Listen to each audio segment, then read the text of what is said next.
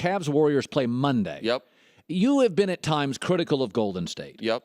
And why would that be, first of all? I think so off the court, on the court. Off the court, I just think they're not that likable. Okay. I think they are an overwhelmingly arrogant team that pretends that then acts demure, like, oh, not us. Like they get upset that Clay the other day said didn't like some of the antics with the Cavs, pretending that his teammate Steph Curry hadn't said last year their locker room still smells like champagne. So, like, I think Draymond's a fake tough guy. I think he's a dirty player. But on the court, more importantly, I think what they did this offseason made them the perfect team to beat 90% of the teams in the league and made it much less likely that they win the title and that they beat great teams. Colin, they're 34-6.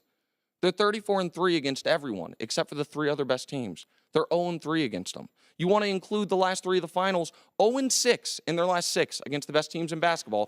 34-3 against everybody else. They got better at what they were great at. Yep.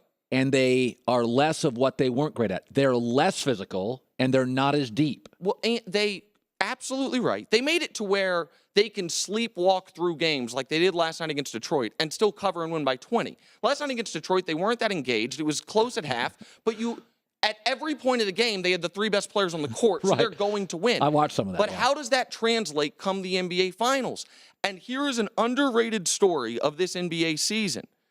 Andre Iguodala might be the least productive player in the league. No one in the league plays as many minutes as Andre and scores fewer points. Nobody in the league. He has scored double-digit points once in the last month, and that was 11. People are going to say, he's not there for his scoring. Fine. He's 33 years old. There's only 13 players in the league that have played more career minutes. He's there for his defense late in the season. His body's broken and wearing down. I say that to say this. You got rid of your rim protection to stop LeBron. And now Andre Iguodala, who could slow down LeBron, is almost unplayable.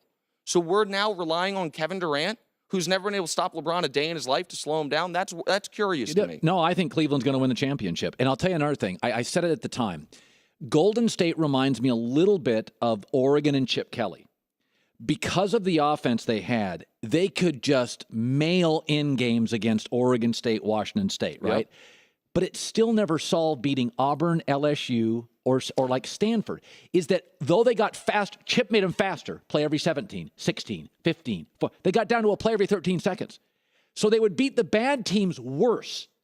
But it never solved the issue of, at the point of attack, we can't beat Ohio State and LSU because they have NFL defensive linemen. So Oregon, like Golden State, was more dominant against the crud, but still never solved their dilemma. Well, and then lastly, one thing to watch, who leads the team in shot attempts? It's Klay Thompson.